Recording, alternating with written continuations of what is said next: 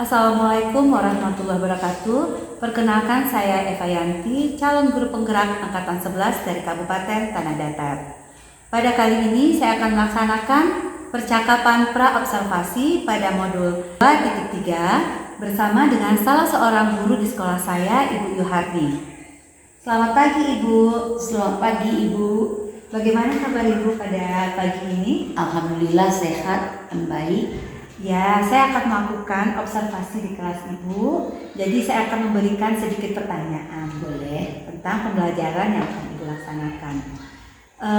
Rencananya apa tujuan pembelajaran yang ingin Ibu capai di dalam pembelajaran berikut ini? Tujuan pelajaran dicapai adalah diharapkan kepada siswa dapat memahami berbagai jenis buah-buahan yang baik untuk selai dan dapat menghasilkan selai yang baik, mutu yang baik. Oke. Lalu ya ada lagi Bu. Pemahaman yang kedua, dengan tujuan pembelajarannya peserta didik dapat memahami prinsip-prinsip dasar pembuatan selai. Tujuan yang ketiga, dengan pembelajaran ini peserta didik dapat mengetahui faktor-faktor yang mempengaruhi mutu selai. Oke, baik, terima kasih. Lalu area pengembangan seperti apa yang Ibu harapkan? Area pengembangan diharapkan adalah dengan telah di pembelajaran pembuatan selai ini diharapkan kepada peserta didik dapat membuat selai dengan baik dan kemudian dapat mengembangkan menjadi suatu usaha dan dapat menghasilkan uang titik akhirnya.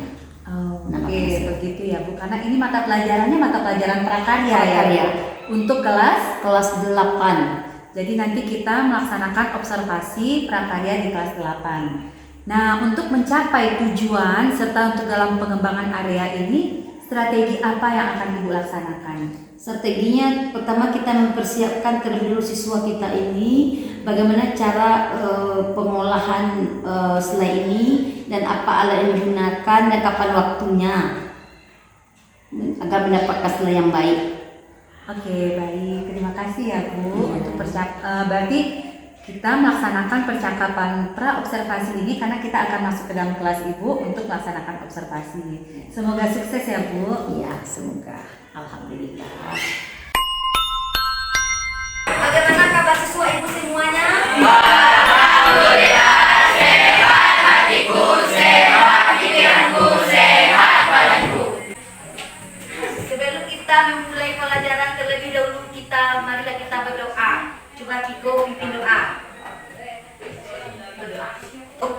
Siap gerak, hormat gerak, tegak gerak, berdoa mulai. Bismillahirrahmanirrahim. Assalamualaikum warahmatullahi wabarakatuh. Waalaikumsalam warahmatullahi wabarakatuh.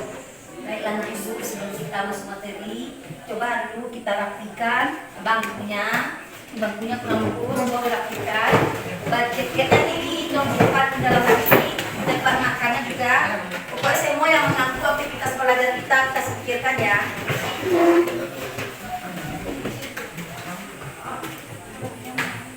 Sebelum kita masuk materi pembelajaran kita, maka Ibu akan melihat pembelajaran kita minggu lalu. Dulu apa pembelajaran kita? Tentang pengertian kemudian. Ya, pengertian kemudian ya.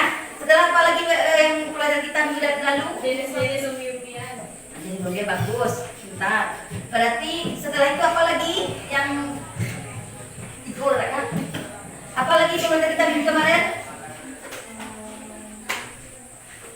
Cara pengolahan cara pengolahan umbi-umbian. Lanjut aja ini. Ya, pelajaran bilang ya. Sebelum kita memulai pembelajaran kita hari ini lah. Ya, bagus. Siapa lagi yang bisa dapat? Siap? Bagus. Siapa lagi? Ya? Jenis-jenis umbi-umbian. Ya, pintar. Setelah kita berarti anak Ibu materi kita minggu lalu tentang pengolahan umbi-umbian ya. Sekarang kita masuk kepada materi kita sekarang.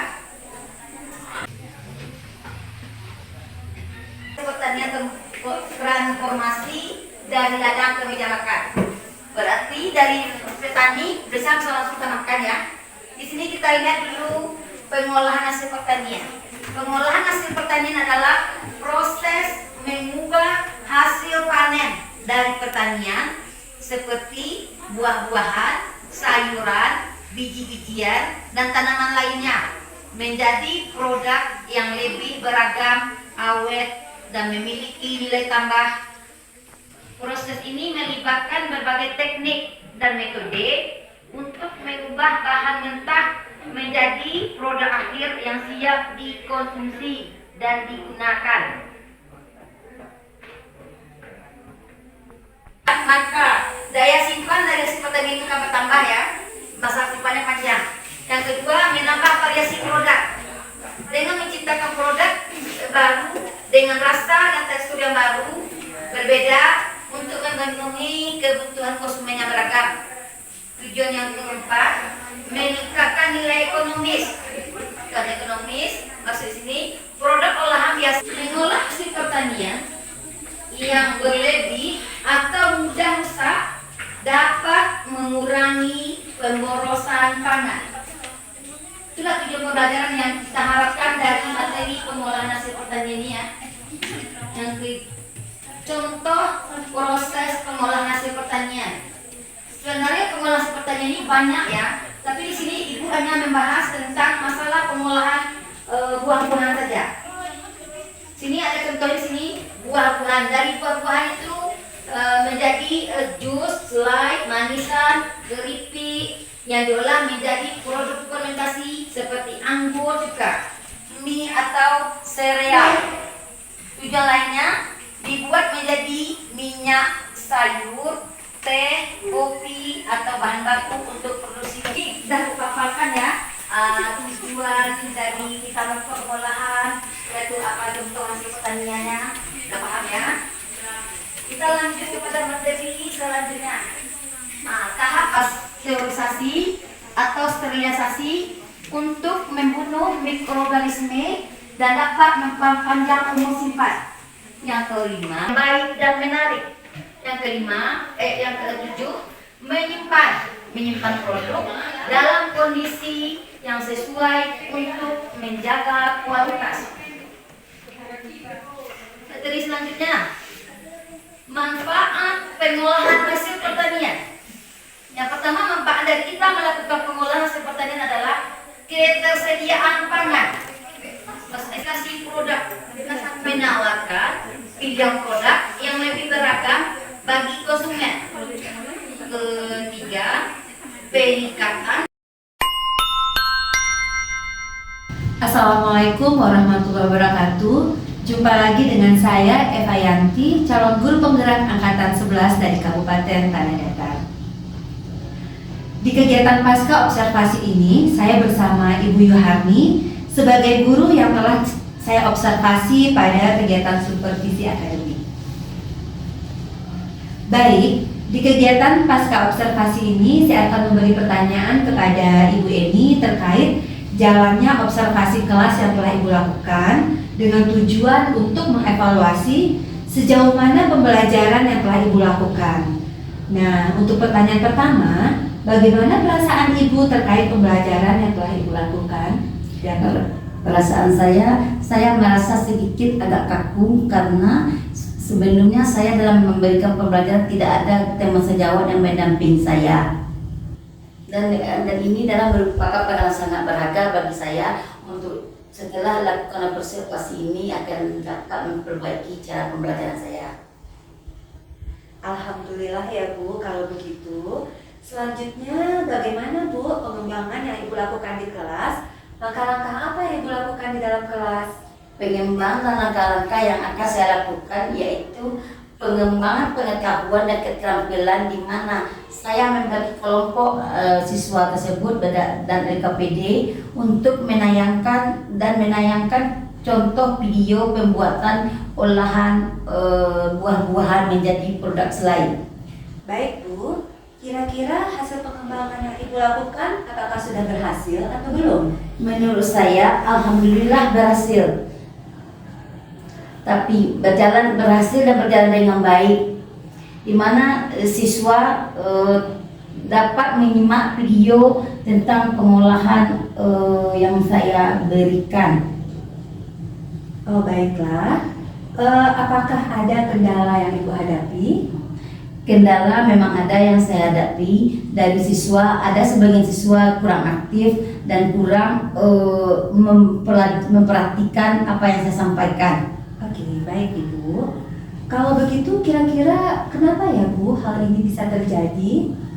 Hal ini terjadi mungkin dalam pembagian kelompok, masing-masing kelompok itu saya kurang tahu mana yang tentang yang ada perbedaannya, dan perbedaannya visual, ada auditory dan ada kinestetik. Saya kurang memahami siswa mana yang mempunyai kemampuan tentang itu. Oke, baik. Berarti Bu, untuk kedepannya Ibu ingin memetakan kelompok atau membagi anak-anak ini berdasarkan minat dan gayanya ya Bu ya.